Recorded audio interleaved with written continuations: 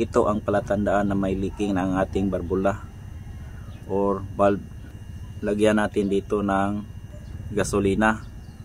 Tapos pag may lalabas dito na gasolina, meaning leak, may singaw yung ating barbula.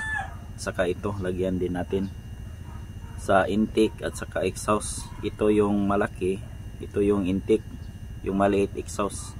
Lagyan natin ng gasolina dito, buhusan natin ng gasolina. Pag lalabas siya dito, meaning meron siyang leaking.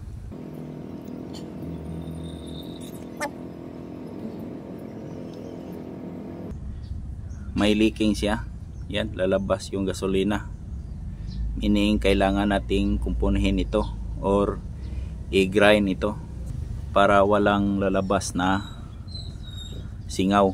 Ito, yan, nabasa siya, meaning merong butas nito or leaking. Kailangan nating kumpunihin.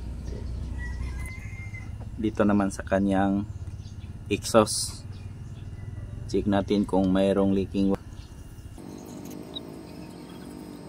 Yan, sa exhaust wala po siya,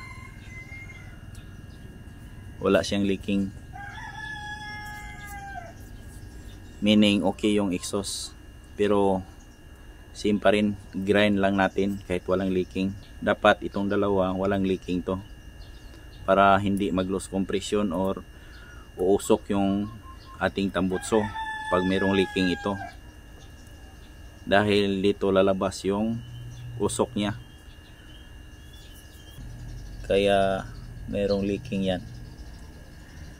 Okay, dito malinis, tapos dito mayroong carbon deposit, yan, kaya mayroong usok or mayroong loss compression. Yan, kailangan natin i-grind yan.